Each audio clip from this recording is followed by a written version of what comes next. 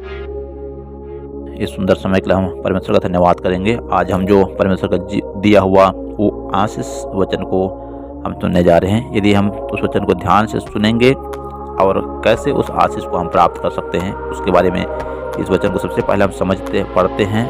उसके बाद में उस वचन को हम विस्तार से जानेंगे कि इस आशीष को हम कैसे प्राप्त कर सकते हैं, कैसे हमारे जीवन में भी ये आशीष मिल सकता है। इस कारण आइए हम आज का ये आशीष वचन हम पढ़ने जा रहे हैं। वनस्पति उसका 28 अध्याय उसका एक वचन से लेकर के हम वचन में देखेंगे। उसमें लिखा हुआ है 14 वचन तक हम देखेंगे। 14 वचन तक हम यदि हम उस वचन को ध्यान से सुनेंगे तो सचमुच है कि वो आशीष हमारे लिए है और हम उसको सुन रहे हैं, विश्वास करेंगे तो हमारे लिए वो आशीष हो जाएगा। क्योंकि वचन बोलता है जैसे तो विश्वास करेगा तेरे वैसे ही हो जाएगा। तो आइए हम वचन को पढ़ते हैं।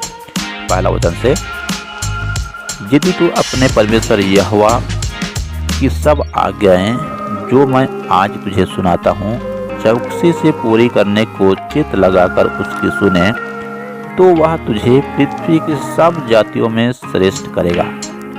फिर अपने परमेश्वर यहोवा की सुनने के कारण ये सब आशीर्वाद तुझ पर पूरे होंगे। धन्य हो तू नगर में, धन्य हो तू खेत में, धन्य हो तेरी संतान और तेरी भूमि की उपज और गाय और भेड़ बकरी आदि पशु के बच्चे। धन्य हो तेरी टोकरी और तेरे कठौती, धन्य हो तू भीतर आते समय, धन्य हो तू बाहर जाते समय। यह वह ऐसा करेगा कि तेरे शत्रु जो तुझ पर चढ़ाई करेंगे वे तुझसे हार जाएंगे।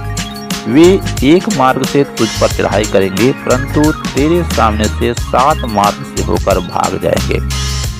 तेरे खत्तों पर और जितने कामों में तू हाथ लगाएगा उन सबों पर यहोवा आशीष देगा।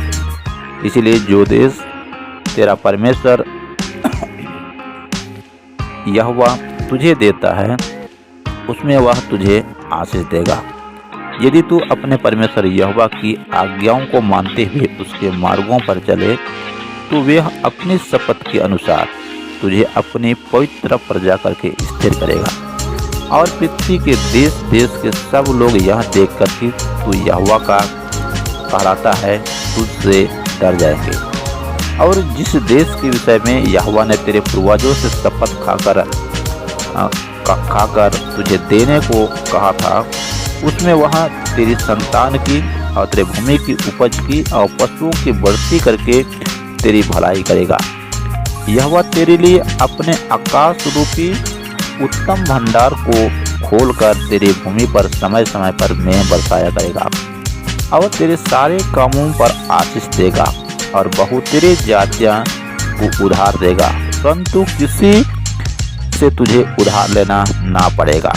और यहोवा तुझको पुंज नहीं परंतु सिर ही ठहराएगा और तू नीचे नहीं परंतु ऊपर ही रहेगा। यदि परमेश्वर यहोवा की आज्ञाएं जो मैं आज तुझको सुनाता हूँ तू उनको मानने में मन लगाकर चौकसी करे और जिन वचनों की मैं आज तुझे आज्ञा देता हूँ उनमें किसी से दाहिने या बाएं मुड़ करके पराये देवताओं के पीछे ना हो ले और ना उनकी सेवा करे। परमेश्वर वचन से हम सबों को अधिक से अधिक आशीष दे। आइए हम आज जीवित वचनों से हम सीखने जा रहे हैं। तो मुझे कि आप लोगों के लिए सुंदर वचन लेकर के आता हूँ। तो मुझसे कि ये वचन को यदि हम आशीष पा रहे हैं तो इस चैनल को मुझसे सब्सक्राइब करें, शेयर करें और लाइक करें ताकि मुझे सुंदर सुंदर वचन आप लोगों के लिए आशीष का भरा हम लेकर के आते हैं। ये मछली टोकरी और तेरे कठौती, धन्य हो तो भीतर आते समय और धन्य हो तो बाहर जाते समय। यह परमेश्वर कैसे करेगा? हम अपने स्वर्गदूतों को भेज देगा। जहाँ कहीं हम जाएंगे हमारे साथ अपने स्वर्गदूतों को भेजेगा और हम भीतर जाते समय भी धन्य आनंद के साथ जाएंगे, वहाँ से बाहर आएंगे तब भी आनंद से आएंगे। किसी प्रकार का निराशा, किसी प्रकार का अंधकार सत्य, किसी प्रकार की घटना हमारे जीवन में होने नहीं देगा। क्यों नहीं होने दिया? ये सब साथ में लिखा हुआ है। यह ऐसा करेगा तेरे शत्रु जो तुझ पर चढ़ाई करेंगे, मतलब ऐसा नहीं है कि हमारा शत्रु हम पर चढ़ाई नहीं करेंगे, चढ़ाई करेंगे लिखा हुआ है, किंतु क्या हो जाएगा? वो हार जाएगा। वे एक मार्ग से तुझ पर चढ़ाई करेंगे परंतु सामने से 7 मार्ग से होकर के वो भाग जाएगा। वो टिकेगा नहीं वहाँ पे। यहोवा परमेश्वर वचन बोलता है हम वचन कर चलेंगे तो वो 7 मार्ग से लेकर एक मार्ग से आएगा लेकर लिखा हुआ है। एक तकलीफ आएगा लेकिन वो 7 मार्ग से वो भाग जाएगा, मतलब पूरी तरह से वो भाग जाएगा, कुछ भी आपके जीवन में हानि होने नहीं देगा, ऐसा लिखा हुआ है। अब आगे लिखता है तेरे खत्तों पर जितने काम तू हाथ लगाएगा उन सबों पर यहोवा आशीष देगा। इसलिए जो देश तेरा यहोवा परमेश्वर तुझे देता है उसमें वह तुझे आशीष देगा। हमारा आशीष कहाँ पे है? हम हमारा मन के अनुसार चुनाव करते हैं वहाँ पे नहीं, पर यहोवा परमेश्वर जो आज्ञा दिया हुआ है, यहोवा परमेश्वर जो हमको जो नियुक्त किया गया है उसमें यदि हम ईमानदारी से चलते हैं तब यहोवा परमेश्वर बोलता है वह तुझे उसमें आशीष देगा। जो देश हमको दिया हुआ है, जो काम हमको दिया हुआ है, जो स्थान हमको दिया हुआ है, उसी स्थान में यहोवा परमेश्वर आशीष देगा। हम आशीष के लिए कहीं दूर भटकने की ज़रूरत नहीं है, कहीं खोजने की ज़रूरत नहीं है, उसी में यहोवा परमेश्वर आशीष छुपा हुआ है। केवल हम जानना है कि यहोवा आशीष हमको मिलता कैसे है, हम उसका कैसे खोज करना चाहिए, उसका राज्य धार्मिकता का कैसे खोज करना है, तब वो जितना आशीष हमारा दिया हो कैसे हमारे जीवन मिलेगा उसको हमको जानने की आवश्यकता है। उसके लिए हमको प्रार्थना करने की ज़रूरत है, वचन पर चलने की ज़रूरत है, और यहोवा क्या हमसे चाहता है, क्या काम कराना चाहता है, उन चीज़ों को जानना है और उस काम को करेंगे। तो इसका तो बोलता है जितने काम तो हाथ उठाएगा उन सबों पर यहोवा तुझे आशीष देगा। और यहाँ पे लिखा हो यदि तू अपने परमेश्वर यहोवा की आज्ञाओं को मानते हुए उसके मार्ग पर चले तो अपनी शपथ के अनुसार तुझे पवित्र प्रजा करके स्थिर करेगा और देश पृथ्वी के देश के सब लोग यहाँ देखकर तू यहोवा कहता है तुझसे डर जाएंगे। इतना सामर्थ्य है, इतना चुने हुए लोग जो परमेश्वर के साथ चलने वाले लोग इतना सामर्थ्य रहते हैं, क्योंकि इतना तो आशीष होगा, इतना तो सामर्थ्य हो जाएगा कि तेरे समान कोई भी आशीष नहीं होंगे। वो परमेश्वर का अनुग्रह है।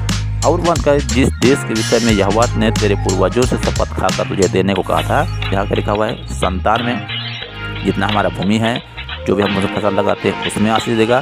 जितना भी पशु हमारे जीवन हमारे परिवार में है वो पशुओं पर वो क्या करेगा?